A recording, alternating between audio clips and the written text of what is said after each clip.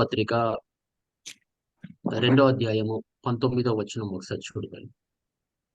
2వ పత్రిక 2వ అధ్యాయము 19వ వచనం.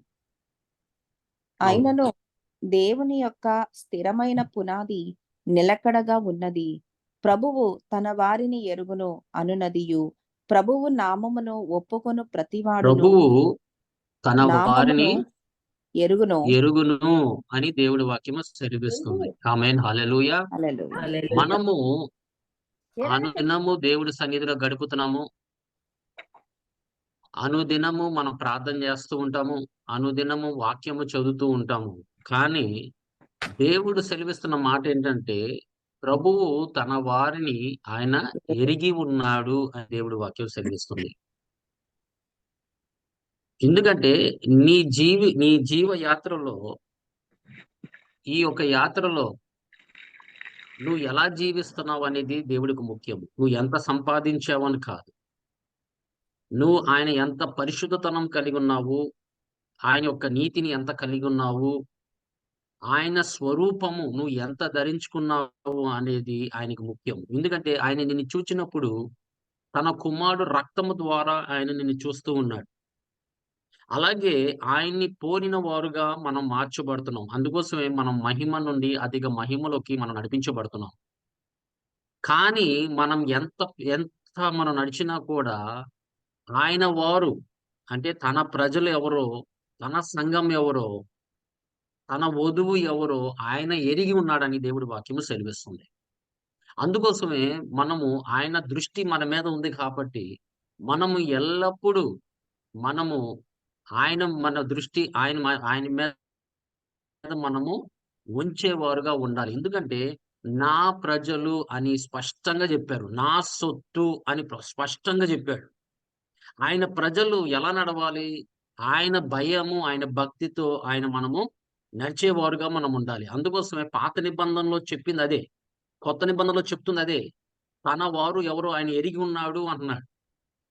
అంటే మనం బైబిల్ పట్టుకొని సంఘానికి వెళ్ళేంత మాత్రాన, పొద్దునుంచి సాయంత్రం వరకు మనం ఉపవాస ప్రార్థన చేసినంత మాత్రాన మనం ఆయన వారం అంటే కాదు. ఆయన వారు ఎవరంటే ఆయన పోలిన వారుగా అనుదినము కృప ఎంబడి కృప ఆయన ఇస్తున్నాడు కాబట్టి మనము మన అంతరంగము మార్చబడుతుంది. మనం నుండి మార్పు చెందుతూ ఆయన ఎవరు అనేది మనం ఈ లోకానికి తెలియపరచబడుతున్నాం. ఆయన ఎవరై ఉన్నాడు? వెలుగై ఉన్నాడు కాబట్టి ఆయన వెలుగు మనం ప్రకాశింపు చేసి ఆయన ఎవరో మనము తెలియపరచబడుతున్నాం. అందుకోసమే మనము ఆయనకి మనమే సంఘమే ఆయన యొక్క శరీర భాగమై ఉన్నాం. మనం ఏం చేసినా ఆయనకి మహిమకార్థంగా ఉండాలని దేవుడు కోరుతున్నాడు. అందుకోసం పాత నిబంధనలు చెప్తుంది అదే. 16వ అధ్యాయము 5వ వచనము సంఖ్యాకాండము ఒకసారి చూడు తల్లి. సంఖ్యాకాండము 16వ అధ్యాయం 16:5 అమ్మా. 16:5. తన వాడు ఎవడో, పరిశుద్ధుడు ఎవడో రేపు యెహోవా తెలియజేసి వానిని తన సన్నిధికి రానిచ్చెను. ఆయన తాను ఏర్పరచుకొనిన వానిని తన యొద్దకు చేర్చుకొనును. ఆమేన్. చూసారా? తన వారిని ఎవరిని ఆయన ఏర్పరచుకున్నాడో ఆయన ఏం చేస్తాడంట? తన వైపు ఆయన చేర్చుకుంటాడు అంటున్నాడు. ఆమేన్, హల్లెలూయా. ఇప్పుడు ఆయన ఏం చేశాడంటే మిమ్మల్ని ఏర్పరచుకున్నాడు. ఏర్పరచుకున్న విధానం ఏంటంటే తన రక్తం ద్వారా కడిగి నిన్ను పరిశుద్ధపరిచి ఆయన ఏం చేస్తున్నాడంటే నిన్ను అనుదినము ఆయన పోలిన వారుగా మారుస్తున్నాడు, నిన్ను పరిశుద్ధపరుస్తున్నాడు, నిన్ను నీతిమంతుడిగా తీర్చాడు.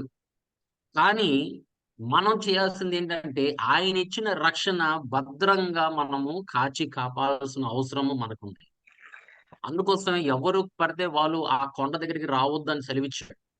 ఆయన ఎవరిని ఏర్పరచుకున్నాడో వాళ్ళే ఆ కొండ దగ్గరికి రావాలి అని ఏర్పరచుకున్నాడు. అందుకోసం కొండని మీరు ముట్టరాదు అన్నాడు.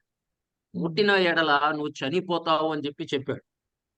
ఇప్పుడు ఆయన పరిశుద్ధమైన ఆలయంలోకి గాని, లేకపోతే ఆయన పరిశుద్ధమైన సన్నిధిలోకి గాని, ఆయన పరిశుద్ధమైన ఆయన ఆ యొక్క కొండ మనం ఎక్కాలంటే మనం పరిశుద్ధులుగా ఉంటేనే మనం వెళ్ళగలం. అందుకోసం తన సంఘాన్ని ఆయన ఏం చేస్తున్నాడంటే తన వాక్కు ద్వారా ఆయన కడుగుతూ పరిశుద్ధపరుస్తూ పరిశుద్ధాత్మనిచ్చి మనల్ని పరిశుద్ధపరిచాడు. ఆత్మ ఇచ్చింది ఏంటంటే మనం పరిశుద్ధతనం మన వల్ల రాదు కాబట్టి ఆయన పరిశుద్ధాత్మనిచ్చి మనల్ని పరిశుద్ధపరిచాడు. ఈ పరిశుద్ధాత్మ దేవుడు ఏం చేస్తున్నాడంటే, ఇప్పుడు ఆయన ఏం చేస్తున్నాడంటే, మనలో ఉన్న బలహీనతలన్నీ ఆయన ఎరిగి ఉన్నాడు అని దేవుడు వాక్యం సెలవిస్తుంది. రోమీయులకు రాసిన పత్రిక 25 అధ్యాయంలో. ఆయన నీ యొక్క సమస్తం ఎరిగిన వాడు కాబట్టి, నీ బలహీనతలు ఎరిగిన ఉన్నాడు కాబట్టి, ఆయన నీ తరఫున విజ్ఞాపన చేస్తున్నాడని దేవుడి వాక్యం సెలవిస్తుంది.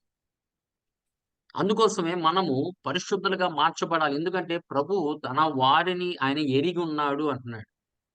తన వాడు ఎవడో పరిశుద్ధుడు ఎవడు? రేపు యెహోవా చూడమ్మా చదవమది. తెలియజేయను. తన వాడు ఆ! ఎవడో, ఆయన పరిశుద్ధుడు రేపు ఎవడో. తెలియపరుస్తాడు. హ్మ్. ఆయన మేఘాల మీదకొచ్చేటప్పుడు తన ప్రజలెవరో ఆయన తెలియపరుస్తాడు లోకానికి. గమనించండి. ఆయన మేఘాల మీదకొచ్చేటప్పుడు అస్సలు నిజమైన క్రైస్తవులు, నిజమైన భయము, భక్తి కలిగిన వారు, నిజమైన దేవుడి యొక్క నీతి కలిగి జీవించిన వారు, నిజంగా వాళ్ళు పరిశుద్ధులుగా ఉన్నవారు, వాళ్ళందరూ ఆయన తెలియపరచబడతారు. ఎందుకంటే వాళ్ళు ఈ భూమి మీద ఉండరు కాబట్టి. అవును నిజమే. ఆయన దేవుడు కుమారుడు. అవును నిజమే. ఆమె దేవుడి కుమార్తె అని ఉండిపోయిన వారు, ఈ భూమి మీద ఉండిపోయిన వారు నీ గురించి సాక్ష్యం చెప్తారు. ఎందుకంటే ఆ దినాన, ఆ దినం వచ్చే వరకు తన ప్రజలెవరో ఎవరికీ తెలీదు. నీకు తెలుసు నువ్వెలా నడుస్తున్నావని. ఆయనకి తెలుసు. కానీ లోకానికైతే తెలీదు. ఆ దినాన ఆయన తెలియపరుస్తాడు అంటున్నాడు. దేవుడికి మహిమ కలుగును గాక. ఆ దినాన నువ్వు ఎవరో ఏంటనే తెలియపరుస్తాడు. ఎందుకంటే ఈ భూమి మీద ఉండవు. నువ్వు ఆ గుంపులో ఎత్తబడి ఉంటావు గాబట్టి, ఆయన ఎరిగి ఉన్నారు కాబట్టి, ఆయనతో పాటు ఆయన ఎక్కడ నివసిస్తున్నాడో, నువ్వు కూడా అక్కడే నివసించాలని ఆశపడ్డాడు గాబట్టి, అందుకోసమే నా తండ్రి నివాసంలో అనేక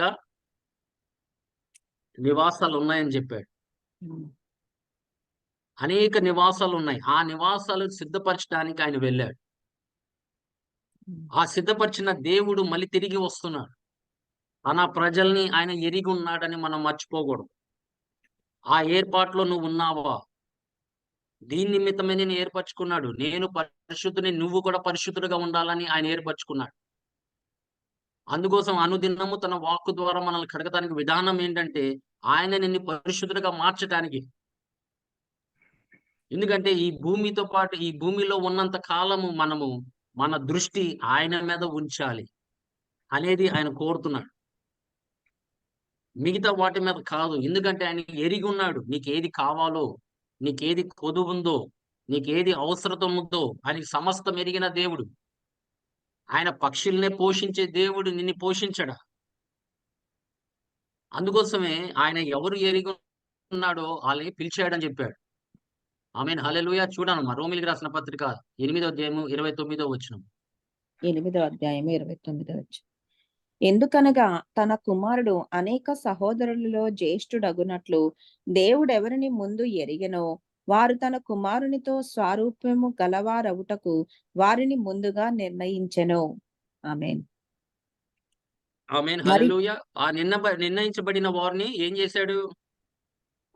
మరియు ఎవరిని ముందుగా నిర్ణయించెనో వారిని పిలిచెను.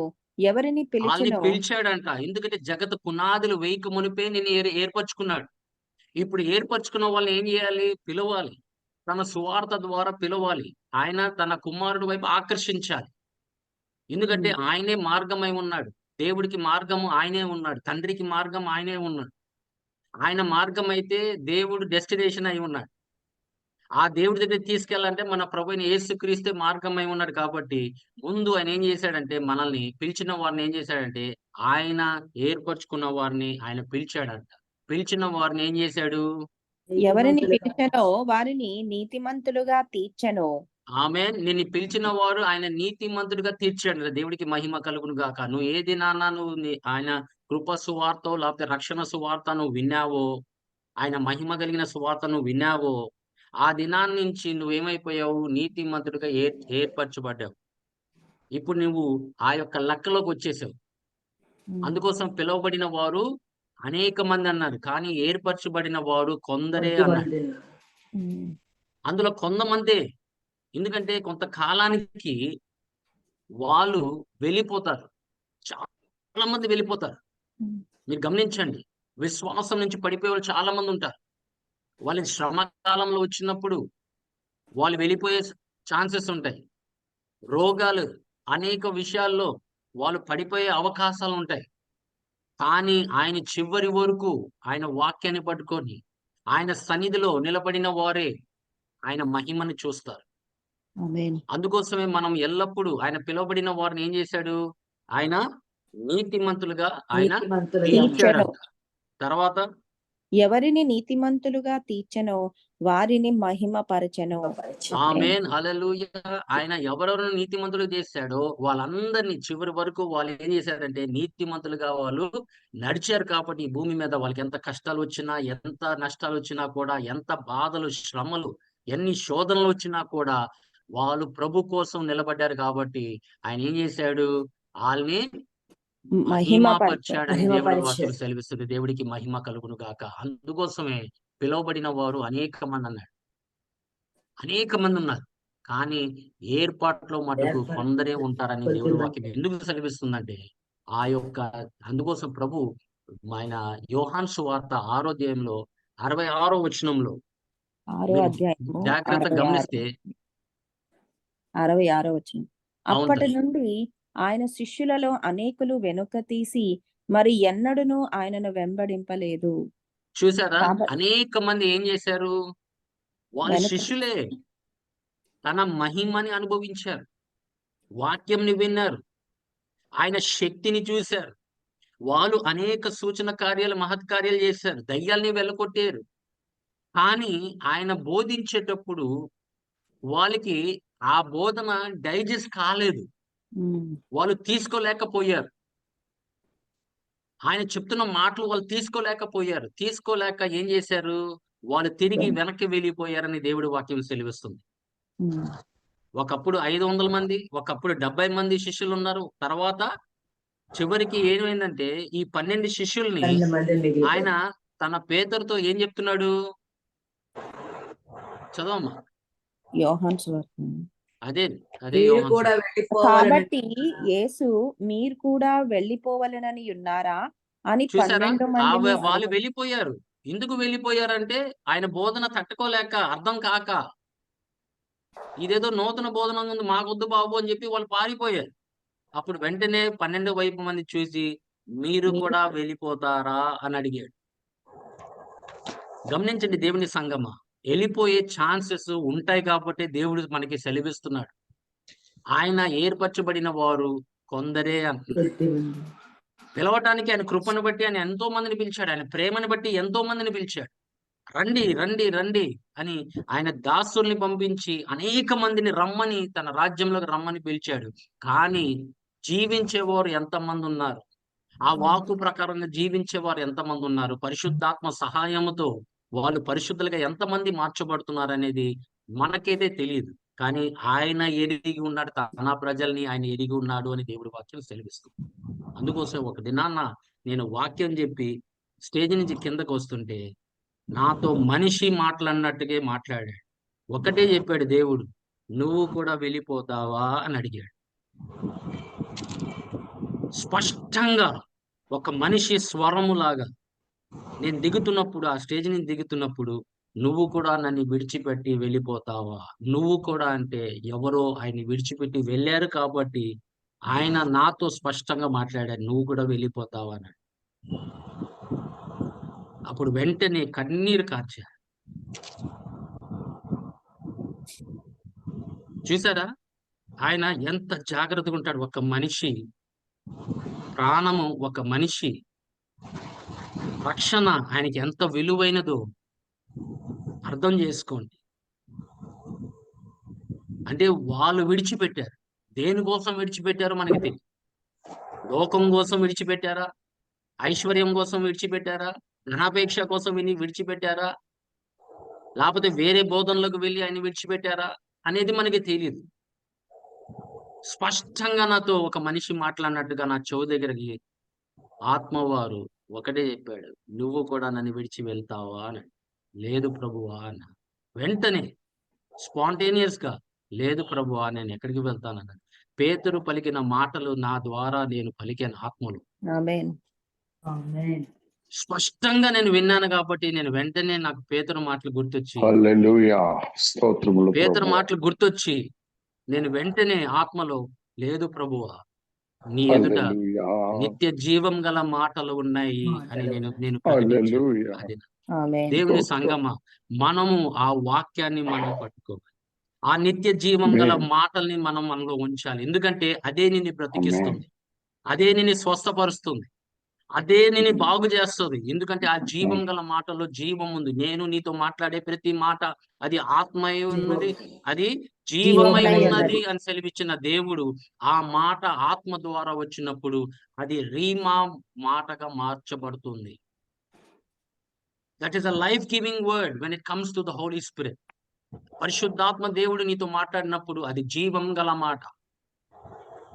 అందుకోసం ఆ మాటని మనం పట్టుకోవాలి. అందుకోసం మనిషి రొట్టె వలనే కాదు, దేవుని నోటుల నుంచి వచ్చే మాట ప్రతి అన్నాడు. మాట వలన పట్టాలి. ఆ మాట కోసం మనం ఎదురు చూస్తూ ఉండాలి. ఆ వాక్కు కోసం ఎదురు చూస్తూ ఉండాలి. ఎందుకంటే అది జీవం గల మాట. ప్రభు నువ్వు సెలవివ్వు చాలు అన్నాడు. ఆ జీవం గల మాటలు ఆయన దగ్గర ఉన్నాయి కాబట్టి ఆ జీవం గల మాటల ద్వారా ఆయన నిన్ను బ్రతికిస్తున్నాడు, నిన్ను పోషిస్తున్నాడు, నిన్ను బలపరుస్తున్నాడు, నీకు సమస్తము ఆయన సమకూరుస్తున్నాడు. దేవునికి మహిమ కలుగును గాక. దేవుని బిడ్డలారా, మనం ఆయన ఏర్పాట్లో ఉన్నాము. నీ రక్షణ మనం కాపాడుకోవాలి. మన రక్షణ మనం కాపాడుకోవాలి. దేని నిమిత్తము నీ రక్షణ నువ్వు ఇవ్వటానికి వీలు లేదు, వదిలేయడానికి వీలు లేదు. మనము పేదవాడిగా చనిపోయినా పర్లేదు, జబ్బులో ఆయన చనిపోయినా పర్లేదు, కానీ రక్షించబడ్డావా లేదా అనేది ముఖ్యం. నీ రక్షణ దేవుని యొక్క భయముతోను భక్తితోను అది ముందుకు కొనసాగేవాడుగా నువ్వు ఉండాలి. దేవుని భయముతో నీ రక్షణని ముందు సాగించుమని పౌలు గారు సెలవిచ్చినట్లుగా ఫిలిప్పీ సంఘానికి మనము కూడా ఆయన ఇచ్చిన రక్షణ, ఆయన నీ కొరకు ఏర్పరచుకున్న రక్షణ మనం జాగ్రత్తగా మనము దాన్ని భద్రపరచుకోవాల్సిన అవసరము ఉన్నది. ఆమేన్, హల్లెలూయా. అందుకోసమే హల్లెలూయా. ఆయన ఏర్పరచబడిన వారు కొన్ని లక్షణాలు కలిగి ఉంటారు. ఆ లక్షణాలు బట్టి నీ జీవితాన్ని నువ్వు పరీక్షించుకోవచ్చు, నువ్వు పరిశీలన చేసుకోవచ్చు. నాలో ఈ లక్షణాలు ఉన్నాయా, ఈ గుణాలు ఉన్నాయా అనేది. మొదటిగా మనము యోహాను సువార్త 10వ అధ్యాయము 27వ వచనం ఒకసారి చూడు తల్లి. 10వ అధ్యాయము 27వ 27వ వచనం. నా గొర్రెలు నా స్వరము వినును, నేను వాటిని ఎరుగుదును, అవి నన్ను వెంబడించును. చూసారా, ఆమేన్. తన వారు, తన ప్రజలు, తన గొర్రెలు ఆయన స్వరాన్ని కోసము వాళ్ళు ఆయన్ని వెంబడిస్తానే ఉంటారు. వాళ్ళని ఆయన ఎరిగి ఉన్నాడు. వాళ్ళు ఏం చేస్తారు? అవి నన్ను ఎరుగును, వెంబడించును. అవి దేవునికి నన్ను మహిమ కలుగును గాక. వాళ్ళు దేవుణ్ణే వెంబడిస్తారు, మనిషిని వెంబడించరు. వాళ్ళ దృష్టి మొత్తం దేవుడి మీద ఉంటుంది, ఎవ్వరి మీద ఉండదు. వాళ్ళకి ఆ కష్టాల మీద ఉండదు, ఆ జబ్బు మీద ఉండదు, వాళ్ళకి ఏది కొదువు ఉండదు అనేది ఉండదు. ఎందుకంటే వాళ్ళ దృష్టి ఆయన మీద ఉంటుంది కాబట్టి వాళ్ళు ఆయన్నే వెంబడిస్తారు. ఆయన స్వరమే వాళ్ళు వింటారు. ఇంకా ఏ స్వరం వచ్చినా వాళ్ళు వినరు. బయట నుంచి ఏ స్వరము మాట్లాడినా కూడా వాళ్ళు దాన్ని గ్రహించి దాన్ని పారద్రోలుతారు. వాళ్ళు వినరు, ఆ మాటలు వినరు. ఎందుకంటే దేవుడు మాటలు మనం పరిశుద్ధపరచటానికే, దేవుడు మాటలు మన నీతి మార్గంలో నడిపించటానికే, దేవుడు మాటలు మనం శుద్ధీకరించటానికే, దేవుడు మాటలు మనం బలపరచటానికే. ఆ మాటలు మనకి శక్తి అయి ఉన్నది, అదే మనకి జీవమై ఉన్నది కాబట్టి మనం ఏ స్వరము మనము వినము. అదే 10వ అధ్యాయంలో 14-15 వచనాలు చూడము. 10వ అధ్యాయం 14-15. నేను గొర్రెలను గూర్చి నేను గొర్రెల మంచి కాపరిని. తండ్రి నన్ను ఎలాగున ఎరుగునో, నేను తండ్రిని ఎలాగు ఎరుగుదునో, అలాగే నా గొర్రెలను ఎరుగుదును, నా గొర్రెలు నన్ను ఎరుగును, మరియు గొర్రెల కొరకు నా ప్రాణము పెట్టుచున్నాను. చూసారా, ఆమేన్. మొదటిగా ఏం చెప్పాడు తిమోతికి రాసిన పత్రికలో? తన వారు ఎవరు ఆయన ఎరిగి ఉన్నాడన్నాడు. ఉమ్. ఇక్కడ ఏమంటున్నాడు? నా నా గొర్రెలు గొర్రెలకు నేను ప్రాణం పెడతాను. ఎరిగి ఉన్నాను, వాళ్ళ కొరకు నేను ప్రాణం పెడతాను అంటున్నాడు. ఆమేన్. పెట్టాడు, ప్రాణం పెట్టాడు. నేను రక్తంతో ఆయన కొన్నాడు, విమోచించాడు, రక్షించాడు. ఆ రక్తము ద్వారా నువ్వు దేవుడి సన్నిధిలోకి వెళ్ళగలుగుతున్నావు. ఆ రక్తము ద్వారానే నువ్వు దేవుడి సన్నిధిలో నిలబడగలుగుతున్నావు. ఇప్పుడు నువ్వు ఆయన్ని ఎరిగి ఉన్నావు, ఆయన నిన్ను ఎరిగి ఉన్నాడు. హల్లెలూయా. ఎరిగి ఉన్నాడు కాబట్టి ఇప్పుడు తండ్రి కూడా ఆయన నీతో వచ్చి నివాసము చేస్తున్నాడు. తన కుమారుడు ఎక్కడ ఉన్నాడో తండ్రి కూడా అక్కడే ఉంటాడు. గమనించండి. చివరికి మనలో రావాల్సిన వాడు ఎవరంటే మన తండ్రి అయిన దేవుడు.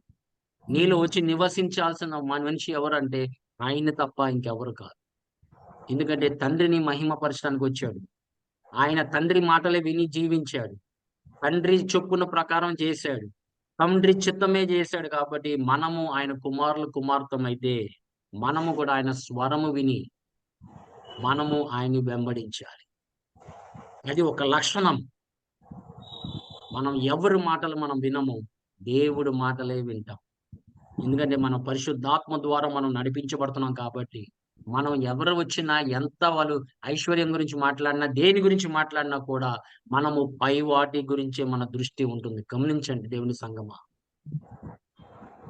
దేవుడు నీకు ఎంత సమకూర్చినా కూడా దాని వాట మీద నీ లక్షణము ఉండదు. ఎందుకంటే నీ దృష్టి, నీ ప్రేమ ఆయన మీద ఉంటుంది కాబట్టి, ఈ లోక వాటి మీద ఉంటుంది కాబట్టి దేవుడికి మహిమ కలుగును గాక. యోహాను రాసిన గ్రంథం చూడమ్మా 8వ అధ్యాయం 8వ అధ్యాయం ఎక్కడి నుంచి 31, 32 వచనాలు. 31. కాబట్టి యేసు తనను నమ్మిన యూదులతో, మీరు నా వాక్యమందు నిలిచిన వారైతే నిజముగా నాకు శిష్యులయ్యుండి సత్యమును గ్రహించెదరు. అప్పుడు సత్యము మిమ్మును స్వతంత్రులుగా చేయునని చెప్పగా, వారు మేము అబ్రహాము సంతానము, మేము ఎన్నడూను ఎవనికిని దాసులమై ఉండలేదే, మీరు ఆమేన్, స్వతంత్రులు, హల్లెలూయా. నా వాక్యమందు మీరు నిలిచిన నిలిచి వారైతే వారైతే మీరు నిలిచిన వారైతే నిజముగా నాకు శిష్యులు. శిష్యులై ఉంటారు. ఆమేన్, హల్లెలూయా. నువ్వు ఆమేన్. నిజంగా శిష్యుడు అయితే ఆయన మాటల్ని విని ఆయన వాక్యంలో నువ్వు నిలిచి నిలిచి ఉంటావు. ఉంటావు. అది ఒక లక్షణం.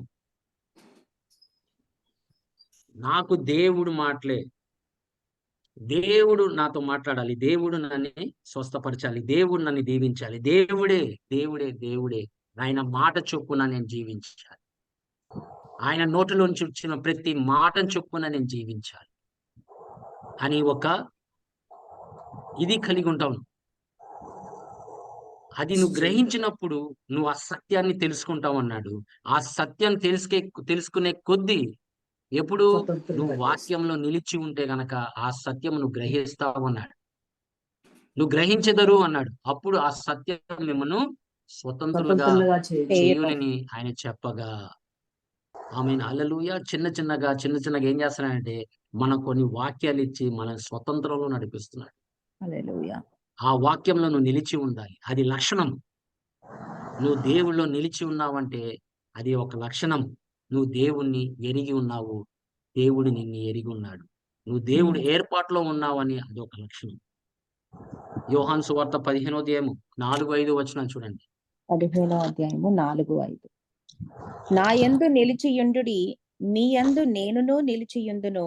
తీగె ద్రాక్షవల్లిలో నిలిచి ఉంటేనే కాని తనంతట తానే ఎలాగూ ఫలింపదో, అలాగే నా యందు నిలిచి ఉంటేనే కాని మీరును ఫలింపరు. ఆమేన్. నువ్వు ఫలించాలంటే నువ్వు ఏం చేయాలి? ఆయన యందు నీ యందు నేను ఆయన యందు నిలిచి నా యందు నిలిచి ఉండాలి అన్నాడు. నీ యందు నేను నిలిచి ఉందేను అంటున్నాడు. ఆమేన్, హల్లెలూయా. నువ్వు చేయాల్సింది నువ్వు చేయి, నేను చేయాల్సింది నేను చేస్తాను. నువ్వు నాలో నిలిచి ఉండు, నా మాటలు నీలో ఉంచు, అప్పుడు నేను నీతో ఉంటాను అంటున్నాడు. ఎందుకంటే తీగ ద్రాక్ష వలెను నిలిచి ఉంటేనే కాని దాని మీరును బలం ఎక్కడి నుంచి వస్తుంది? రూట్స్ ఆ యొక్క ద్రాక్ష వల్ల నుంచినే కదా. ఆ తీగలికి ఎక్కడి నుంచి వస్తుంది బలము, శక్తి ఎక్కడి నుంచి వస్తుంది? ద్రాక్ష వల్లి దాంట్లో నుంచి వస్తుంది. కాబట్టి అలాగే అంటున్నాడు, నువ్వు నాలో నిలిచి ఉంటే గనక నీకు కావలసిన బలము, నీకు కావలసిన శక్తి, ఆ ఫలింపే శక్తి నేను నీకు అనుగ్రహిస్తాను అంటున్నాడు. నువ్వు ఫలించేవాడుగా ఉంటావు. ఎప్పుడు? నువ్వు ద్రాక్ష వలెలో నువ్వు నిలిచి నిలిచి ఉంటే. ఉండిన ఎడల, నువ్వు ఆయనలో నువ్వు నిలిచి ఉన్న ఎడల, ఆయన వాక్యము నీలో నిలిచి ఉన్నప్పుడు. అందుకోసమే నా యందు నిలిచి నిలిచి ఉండి ఉండుడి, మీ నీ యందు యందు నేను నేనును నిలిచి నిలిచి ఉందేను ఉన్నాను. అంటున్నాడు. ఆమేన్, హల్లెలూయా. నీకు తెలిసిపోతూ ఉంటుంది దేవుని సంగమా. నువ్వు ఫలిస్తూ ఉంటే, నువ్వు ఆత్మ వరాల్లో గాని, లేకపోతే ఆత్మ ఫలములో గాని, లేకపోతే ఆయన కృప వరాల్లో గాని, ఏదైనా గాని నీ జీవితంలో దేవుడు చేస్తున్న కార్యాలు బట్టి నీకు తెలిసిపోతుంది. నేను ఆయనలో నిలిచి ఉన్నాను కాబట్టి ఆయన నన్ను ఫలించేవాడుగా నన్ను ఉంచుతున్నాడు. దేవుడికి మహిమ కలుగును హల్లెలూయా. గాక. ఆమేన్, హల్లెలూయా. ఆమేన్. ఎందుకంటే ఆయన మనము ఏమి చేయలేము అంటున్నాడు. ఏది చేసినా కూడా ఆయన ద్వారా మనం చేయగలం కాబట్టి వేరుగా ఆయనలో ఉండి నిలిచి మీరేమి చేయలేరు. ఉండేవారు ఫలిస్తారు అని దేవుడి వాక్యం సెలవిస్తుంది. ఎందుకనగా ఆమేన్. యోహాను రాసిన మొదటి పత్రిక 2వ అధ్యాయము 6వ వచనంలో ఏం చెప్తున్నాడు చూడండి. 2వ అధ్యాయం 6వ వచనం.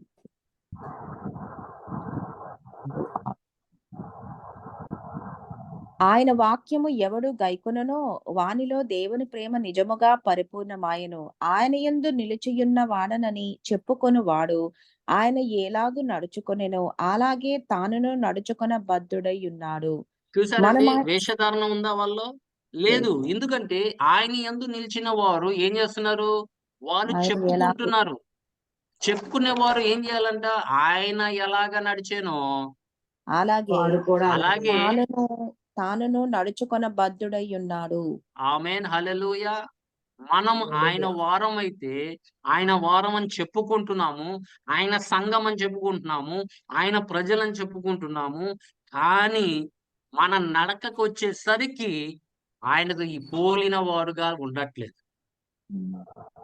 ఆయన ప్రేమించమన్నప్పుడు ప్రేమించట్లేదు. క్షమించమన్నప్పుడు క్షమించట్లేదు. గమనించండి. ఆయన మాటలకి లోబడట్లేదు. ఆయన మాటకి మనం చోటివ్వట్లేదు. మనం ఆయన వారం అని ఎలా చెప్పుకోగలుగుతున్నాం? ఆయన ప్రజలని మనం ఎలా చెప్పుకోగలుగుతున్నాము? ఆ ధైర్యం ఏంటి? ఆయన యందు నిలిచి అది ఆయన వేషధారణ వాక్యంలో కాదా? నిలిచి ఉంది. కానీ ఆయన అంటున్నాడు, ఆయన యందు నిలిచి ఉన్నవాడనని ఉన్నవాడు ఏం చేయాలంట? ఆయన చెప్పుకున్నవాడు ఆయన ఎలాగ ఎలాగు నడిచెనో, నడుచుకొన అలాగే తమను అలాగే కూడా నడుచుకొన నడుచుకోవాలని బద్ధుడై ఆయన ఉన్నాడు. ఆశపడుతున్నాడు. ఆమేన్, హల్లెలూయా. అందుకోసమే మనం దేవుణ్ణి మనం ఎరిగున్నామని చెప్పుకుంటున్నాం కాబట్టి, మనం అలాగే నడవాలి. ఆయన నడిచినట్లుగా మనం నడవాలి. ఆయన మార్గాల్లోనే నడవాలి. ఆయన చూపించిన త్రోవలోనే నడవాలి. ఆయన జీవించినట్లుగా నడవాలి. ఆయన పోలిన వారుగా ప్రపంచానికి మనం చూపించాలి. ఆమేన్. చూసారా? ఆయన నడకలో మనం నడిస్తే గనక అప్పుడు ఆటోమేటిక్‌గా వీళ్ళు దేవుడు శిష్యులని వాళ్ళు గ్రహిస్తారని దేవుడు వాక్యం చెప్తున్నాడు. మీరు ప్రేమలో నిలిచి ఉన్నప్పుడు, మీరు ఒకళ్ళొకళ్ళని ప్రేమించుకున్నప్పుడు, మీరు నా శిష్యులని వాళ్ళు ఎరిగి ఉంటారు అన్నాడు. ఎవరు? లోకము. ఉమ్. ఆ లోకము నిన్ను శిష్యుడిగా వాళ్ళు గ్రహిస్తారంట. ఎప్పుడంటే నువ్వు దేవుడి యొక్క ప్రేమలో నడిచినప్పుడు.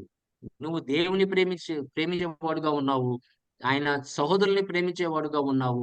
శత్రువుల్ని ప్రేమించేవాడుగా ఉన్నావు. అందుకోసమే దేవుడి వాక్యం సెలవిస్తుంది. ఆయన నడిచినట్లుగా మనం నడవాలి. ఎందుకంటే ఆయన పోలిన వారుగా మనము జీవిస్తున్నాం కాబట్టి, ఆయన పోలిన వారుగా మనం అనుదినము మార్చబడుతున్నాం కాబట్టి, ఆ మహిమని మనం ధరించుకుంటున్నాం కాబట్టి, ఆయన వారుగా మనం మార్చబడుతున్నాం కాబట్టి, ఆయన పోలిన వారు ఒక్క పోలిక ఉందా మనలో? ఒక్క పోలిక ఉందా? ఇది దేవుడి పోలికలో నేను నడుస్తున్నాను అని చెప్పే ధైర్యం ఎవరికైనా ఉందా?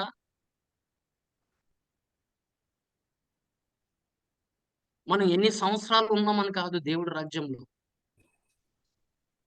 ఆయన పోలిన వారుగా మార్చబడ్డామా లేదా? ఆ లక్షణము మనలో ఉండాలి దేవుని సంగమా. అందుకోసమే నా ప్రజలు నేను ఎరిగి ఉన్నాను. నా గొర్రెలు నేను ఎరిగి ఉన్నాను. పేతురు రాసిన మొదటి పత్రిక 2వ అధ్యాయము 21వ వచనం చూడం. 2వ అధ్యాయము 21వ వచనం. క్రీస్తు కూడా మీ కొరకు బాధపడి మీరు తన అడుగుజాడల యందు నడుచుకొనున్నట్లు మీకు మాదిరి యుంచిపోయెను. ఆమేన్. చూసారా? ఆయన ఒక మాదిరిగా దేవుడు కుమారుడు ఏ మాదిరిగా ఉండాలో ఆయన మనకి ఒక ఎగ్జాంపుల్ చూపించాడు. ఉమ్, ఒక ఎగ్జాంపుల్, ఒక రోల్ మోడల్ మన ప్రభు అయిన యేసుక్రీస్తు. గమనించండి దేవుని సంగమా, ఆయన్ని వెంబడించేవారు ఆ సిలువ మోసుకుని ఆయన వెంబడిస్తున్నాం. మరి ఆయన నడిచినట్లుగా మనం నడుస్తున్నామా? దేవుడు అంటున్నాడు ఈ దినాన ఆయన నడిచినట్లుగా మనం నడవాలి అన్నాడు. అప్పుడు నువ్వు తండ్రిని తృప్తిపరిచేవాడుగా నువ్వు ఉంటావు, ఇష్టడుగా ఉంటావు. దేవుని సంగమా, ఇది ఒక లక్షణం. మనము సంఘమైతే, మనము ఆయన శరీరం అయితే, మనము ఆయన్ని వెంబడించే వారమైతే, ఆయన పోలిన వారుగా మనము ఉండాలి, నడవాలి అని దేవుడు కోరుతున్నాడు. దేవుడికి మహిమ కలుగును గాక. ఆమేన్. హల్లెలూయా. ఇందాక దేవుడు సెలవిచ్చిన మాట ఎంత గొప్పది తెలుసా? ఏది శ్రేష్టమైనదంటే దేవుని ప్రేమ అన్నాడు. ప్రేమ. దేవుని ప్రేమ. దేవుడి ప్రేమ శ్రేష్టమైనదన్నాడు. ఆమేన్. నీకు విశ్వాసం ఉండొచ్చు, నిరీక్షణ ఉండొచ్చు, కానీ దేవుడి ప్రేమ లేకపోతే సమస్తము వ్యర్థమే అన్నాడు. వ్యర్థమే. అవును. ఎందుకంటే ఆయన వచ్చింది నేను ప్రేమించడానికి. ఆయన వచ్చింది ఈ లోకాన్ని నేను ప్రేమించడానికి, తన ప్రేమని రుజువుపరచడానికి వచ్చాడు. నిన్ను ఎంత ప్రేమిస్తున్నాడో ఆ సిలువ చూసినప్పుడు నీకు అర్థమైపోతుంది. మనం అనుకుంటాము యేసుక్రీస్తు ప్రభు ఒక చిన్న వస్త్రముతో ఆయన చనిపోయాడు అనుకుంటాము. కానీ నువ్వు లేఖనములు జాగ్రత్త చదవండి. ఆయన మీద ఒక్క బట్ట కూడా లేదు ఆయన మీద. నంగీనుగా ఆయన ఆ శిలువ మీద ఉన్నప్పుడు అసలు ఒకసారి ఆలోచించండి. అందుకోసమే స్త్రీల్ని దూరంగా ఉంచారని దేవుడు వాక్యం సెలవిస్తుంది. మహిమ కలిగిన దేవుడు, భూమి ఆకాశంలో సృజించిన దేవుడు తన మీద ఒక్క వస్త్రం కూడా లేకుండా ఆయన నీ కొరకు నా కొరకు తన ప్రేమని చూపించాడు. కేవలము ఆయన రక్షణ వస్త్రాలని ధరింపు చేయడానికి. హల్లెలూయా. అంత ప్రేమించిన దేవుణ్ణి నువ్వు ఆయన్ని వెంబడిస్తున్నావా? నీ కొరకు ప్రాణం పెట్టిన దేవుణ్ణి నువ్వు ఏ లక్షణం కలిగి ఉన్నావు? ఆయన వెంబడించడానికి నీ ఏం రుజువు ఉంది నీకు? నిజంగా నేను దేవుని ప్రేమిస్తున్నాను, దేవుని వెంబడిస్తున్నానని ఏం చూపించగలవు? ఏ పోలిక ఉంది నీలో? యోహాను రాసిన మొదటి పత్రిక 3వ అధ్యాయము 3వ వచనం. 3వ అధ్యాయము 3వ వచనం. ఆయన యందు ఈ నిరీక్షణ పెట్టుకొనిన ప్రతి వాడును ఆయన పవిత్రుడై ఉన్నట్టుగా తన్ను పవిత్రునిగా చేసుకొనును. ఆమేన్. ఆమేన్. హల్లెలూయా. చూడమ్మా ఆమేన్. ఏమంటున్నాడు? మళ్ళీ ఒకసారి చదవమ్మా. ఆయన యందు ఈ నిరీక్షణ పెట్టుకొనిన ప్రతి వాడును ఆయన పవిత్రుడై ఉన్నట్టుగా తన్ను పవిత్రునిగా చేసుకొనును. ఆమేన్. ఆ మనస్సు నీకు కలిగి ఉండాలి దేవుని సంగమా. నా దేవుడు పరిశుద్ధుడు, నేను పరిశుద్ధుడుగా జీవించాలి. ఆయన పవిత్రుడు కాబట్టి నేను పవిత్రుడిగా జీవించాలి. ఆయన పవిత్రమైన సన్నిధిలో, ఆయన పరిశుద్ధమైన సన్నిధిలో నేను వెళ్తున్నాను కాబట్టి నేను పవిత్రగా ఉండాలంటే నాలో ఎలాంటి పాపము, దోషము, అతిక్రమలు, అపరాధము నేను విడిచిపెట్టాలి. నేను విడిచిపెట్టి నేను జీవించాలి. హల్లెలూయా. అలాంటప్పుడు ఆయన సహాయమును కోరాలి, ఆయన కృపను కోరాలి. ప్రభువా నా వలన కాదు, నా వలన కాదు ప్రభువా, ఈ భారం నేను మోయలేకపోతున్నాను. అప్పుడు నువ్వేం చేయాలి? ఆ భారం తీసుకొని ఆయన మీదకి వేయాలి. అందుకోసమే మనము నిరీక్షణ కలిగిన వారై ఉన్నాం కాబట్టి ఆయన ఎలా పవిత్రంగా జీవించాడో మనం కూడా అదే పవిత్రంగా మనం జీవించాలని కోరుతున్నాడు. అది సాధ్యమా అంటే సాధ్యం. లేకపోతే నీకు ఇచ్చేవాడే కాదు, తన ఆత్మనిచ్చేవాడే కాదు. దేవుని సంగమా, ఈ దినాన ఒక్కసారి మన జీవితాల్ని పరిశీలన చేసుకుందాం. ఆయన పవిత్రుడిగా ఉన్నాడు కాబట్టి మన జీవితాల్ని పవిత్రంగా ఉంచుకుంటున్నామా లేదా? ఆయన పరిశుద్ధుడు కాబట్టి మనం పరిశుద్ధులుగా ఉంటున్నామా లేదా? ఫిలిప్పీయులకు రాసిన పత్రిక ఒకసారి చూడండి, 2వ అధ్యాయము 14, 15 వచనాలు. రెండో అధ్యాయం 14. మీరు మూర్ఖమైన వక్రజనము మధ్య నిరపరాధులను, నిష్కళంకులను, అనింద్యులనైన దేవుని కుమారులగునట్లు సణుగులను, సంశయములను మాని సమస్త కార్యములను చేయుడి. అట్టి ఆమేన్ హల్లెలూయా. ఏం చేయమంటున్నాడమ్మా? సమస్తము కార్యములు కార్యములను చేయండి చేయుడి. అంటున్నాడు. ఆమేన్ హల్లెలూయా. మీరు ఎలా జీవించాలి?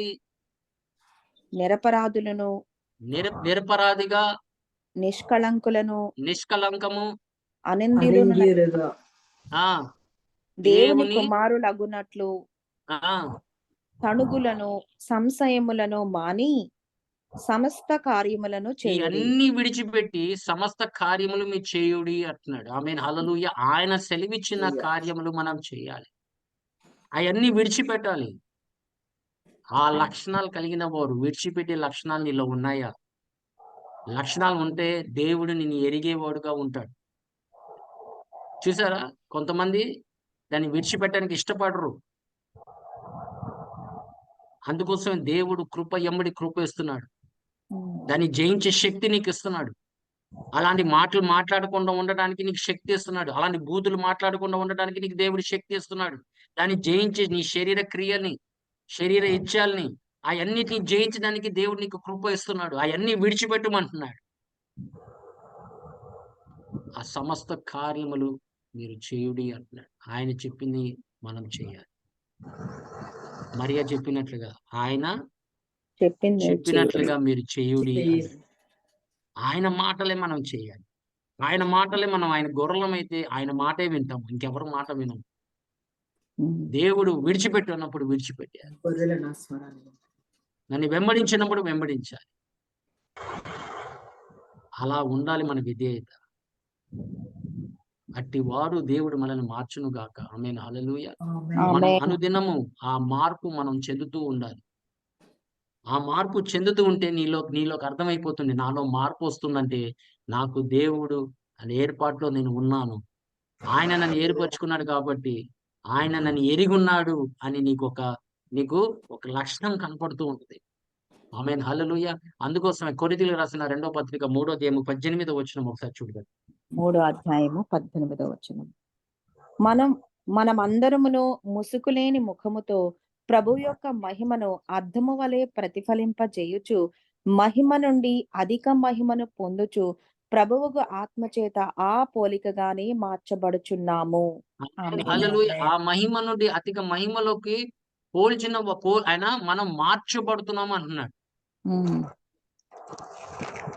మనము ఆ మహిమని మనం పొందుతున్నాము అంటున్నాడు. ఉమ్. మీరు ఆ మహిమని పొందుతున్నారు కాబట్టి నీలో మార్పు జరుగుతుంది. ఆ మహిమని మీరు పొందుతున్నారు కాబట్టి ఆ అధిక మహిమలోకి వెలగలుగుతున్నావు. ఆ అధిక మహిమలోకి వెలుగుతున్నావు కాబట్టి ఆయన బిడ్డవని నువ్వు గ్రహిస్తున్నావు. ఆయన పోలికగా మార్చు. ఎంత గొప్ప కార్యం అది. దేవుడు నీలో ఉన్న ప్రతి బలహీనతని తీసివేస్తున్నాడు. నీలో ఉన్న ప్రతి పాపముని కడిగి వేస్తున్నాడు. నీలో ఉన్న ప్రతిదీ ఆయన కాని అన్ని తీసివేస్తున్నాడు. కేవలము ఆయన మహిమ స్వరూపంలోకి మార్చబడడానికే. ఆయన మహిమ కలిగిన దేవుడు, మహిమ కలిగిన ప్రభు, మహిమ కలిగిన ఆత్మ దేవుడు. ఆమేన్. వాళ్ళెలాగున్నారో ఆ మహిమ మనం పొందుకోవాలనే ప్రభు ప్రార్థన చేశాడు. హల్లెలూయా. వాళ్ళు ఎలాగున్నారో మనం కూడా అలాగే ఉండాలి వాళ్ళతో పాటు అనేది ప్రార్థన చేశాడు. 17వ అధ్యాయము 22వ వచనం యోహాను సువార్త చూడమ్మా. 17వ అధ్యాయము 22వ వచనం. మనము ఏకమై ఉన్నలాగున వారును ఏకమై ఉండవలెనని నీవు నాకు అనుగ్రహించిన మహిమను నేను వారికి ఇచ్చితిని. ఆమేన్ హల్లెలూయా. మనం పొందుకున్న మహిమ మన ప్రభువైన యేసుక్రీస్తు ఇచ్చిందే. ఎందుకంటే వాళ్ళు ఎలాగ మహిమ కలిగి ఉన్నారో తండ్రి, కుమారుడు, పరిశుద్ధాత్మ దేవుడు, మనము ఆయన బిడ్డలమై ఉన్నాం కాబట్టి, ఆయన పోలిన వారుగా మార్చబడుతున్నాం కాబట్టి, అదే మహిమ మనం కలిగి ఉండాలని ఆయన ఏం చేశారంటే తండ్రి మహిమ ఆయన ఎలా ధరింపు చేసుకున్నాడో ఆ మహిమని మనకు కూడా ఆయన ఇచ్చి ఉన్నాడని దేవుడి వాక్యం సెలవిస్తుంది. ఆమేన్ హల్లెలూయా. దీన్ని బట్టి నీకు అర్థమైపోతుంది నేను దేవుని బిడ్డని. ఎందుకంటే నేను దేవుడు మహిమని నేను కలిగి ఉన్నాను కాబట్టి దేవుడికి మహిమ కలుగును గాక. అందుకోసమే మనము we are going from strength to strength. ఆమేన్ హల్లెలూయా. హల్లెలూయా. Till amen we appear before God in Zion. మనం హల్లెలూయా. సియోన్లోకి వెళ్ళే వరకు దేవుడు మనల్ని బలపరుస్తున్నాడు, స్థిరపరుస్తున్నాడు, తన మహిమ మనకు అనుగ్రహిస్తున్నాడు. ఎందుకంటే చివరికి ఏంటంటే మనం సియోన్లోకి ప్రవేశం కొరకు ఆయన ఎదురు చూస్తున్నాడు. ఆమేన్ హల్లెలూయా. అందుకోసమే ఆయన తన ప్రవచనాల ద్వారా గాని మనల్ని హెచ్చరిస్తూ ఉంటాడు. తన వాక్యము ద్వారా మనం హెచ్చరిస్తూ ఉంటాడు. తన వాక్యం ద్వారా మనం బలపరుస్తూ ఉంటాడు. ఎందుకంటే మనము ఆయన మార్గాల్లో నడవాలి. కుడికి గాని ఎడమ గాని తొట్టి వెళ్ళకుండా మన వెనక ఒక స్వరము వినపడుతుందంట. ఇదే త్రోవ మీరు నడువుడి అని పరిశుద్ధాత్మ దేవుడు నిన్ను నడిపిస్తాడని దేవుడి వాక్యం ఆమేన్. సెలవిస్తుంది. దేవుడికి మహిమ కలుగును గాక. ఆమేన్ హల్లెలూయా. అందుకు పరిశుద్ధాత్మ దేవుడు సహవాసము కలిగి మనం జీవించాలి. పరిశుద్ధాత్మ నిండుదల మనం కలిగి ఉండాలి. అపోస్తల కార్యం 6వ అధ్యాయంలో సెలవిచ్చినట్లుగా వాళ్ళందరూ ఆత్మ నిండుదల కలిగి జీవించినట్లుగా హల్లెలూయా. మనము ఈ చివరి దినాల్లో ఆత్మ సంపూర్ణత కలిగి మనము కూడా జీవించాలని మా కోరిక ఉండాలి. ఆమేన్ హల్లెలూయా. మనము దేవుడు మనల్ని ఎప్పుడు పిలుస్తాడో తెలీదు. దేవుడు ప్రభు ఎప్పుడు వస్తాడు మేఘాల మీదకు తెలీదు గాని, మనము ఆయన పోలిన వారుగా ఉన్నామా లేదా అనేది ఒకసారి గ్రహించండి. ఎందుకంటే ఆయన వారు ఎవరో ఆయన ఎరిగి ఉన్నాడు ఎరుగను. కాబట్టి, మనం చాలా జాగ్రత్తగా మనం జీవించాలి. ఆమేన్ హల్లెలూయా. అందుకోసమే దేవుడి వాక్యం ఏం సెలవిస్తుందంటే, చూడండి ఒకసారి హెబ్రీయులు రాసిన పత్రిక 11వ అధ్యాయము 10వ వచనం. 11వ అధ్యాయము 10వ వచనం. ఏలయనగా దేవుడు దేనికి శిల్పియు నిర్మాణకుడై ఉన్నాడో పునాదులు గల ఆ పట్టణము కొరకు అబ్రహాము ఎదురు చూచుచుండెను. 11, 10 కదా? ఆమేన్. గమనించండి. ఆమేన్. దేవుడు పోలినగా మార్చబడిన వారు ఈ లోకమంతా వాళ్ళకేమైపోతుందంటే, ఒకలాంటి విజన్ బ్లర్డ్ అయిపోతుంది. మీరు కళ్ళద్దాలు తీసేయండి. మీకు ఏమి కనపడదు. నాకైతే అక్షరాలు కనపడవు. అలాగే మనం ప్రభుతో నడిచినప్పుడు ఈ చుట్టుపక్కలంతా అలాగే ఉండాలి మన విజన్. ఆయన గమనించండి ఎంత ధనవంతుడో అబ్రహాం. కానీ ఆయన హృదయము దేని వాటి మీద ఉంది? పై వాటి దేవుడు మీద ఉందన్నాడు. దేని కొరకు అంటే, ఆ దేవుడు ఆయన కొరకు ఏర్పరచుకున్న ఆ యొక్క పట్టణము ప్రదేశము కొరకు. ఆయన దేనికి శిల్పై ఉన్నాడో ఆ పట్టణం కొరకు ఆయన ఎదురు చూస్తున్నాడు. లోక వాటి మీద కాదు. ఎన్ని ఇల్లులు నువ్వు కలిగి ఉన్నావు, ఎంత ధనం కలిగి ఉన్నావని కాదు. ఉండినా కూడా నీ దృష్టి దేని మీద ఉంది? లోక వాటి మీద ఉందా? పై వాటి మీద ఉందా? ఆత్మ వాటి మీద ఉందా? శరీర వాటిల మీద ఉన్నాయా? లేకపోతే ఈ లోక ఇచ్చల మీద ఉన్నాయా? నీ ఇచ్చలను బట్టి తెలిసిపోతుంది దేవుని సంగమా. నువ్వు దేవుడి సన్నిధిలో ఉండాలన్నప్పుడు నువ్వు దేవుడి సన్నిధిలోనే ఉంటావు. ఇంకా నీకు వేరే ఇచ్చలు ఏముండవు. నీకు వేరే ఆశ ఏముండదు. ఎందుకంటే దేవుడు ఎక్కడున్నాడో నేను కూడా అక్కడే ఉండాలని ఆశ. దేవుడి సన్నిధి ఎక్కడ ఉందో నేను కూడా అక్కడే ఉండాలని ఆశ. అందుకోసమే కొరింథీయులకు రాసిన పత్రిక 2వ అధ్యాయం చూడమ్మా. 4వ అధ్యాయం. 2 కొరింథీయులకు రాసిన పత్రిక 4వ అధ్యాయం 16, 18 వచనాలు ఒకసారి చూడండి. 4, 16. 4వ అధ్యాయం 16. కావున మేము అధైర్యపడము. మా బాహ్య పురుషుడు కృషించుచున్నను, అంతర్య పురుషుడు దినదినము నూతన బడుచున్నాడు. మేము దృశ్యమైన వాటిని చూడక అదృశ్యమైన వాటిని నిదానించి చూచుచున్నాము కనుక క్షణమాత్రముండు మా చులకని శ్రమ మా కొరకు అంతకంతకు ఎక్కువగా నిత్యమైన మహిమ భారమును కలుగజేయుచున్నది. ఏలయనగా దృశ్యమైనవి అనిత్యములు, అదృశ్యమైనవి నిత్యములు.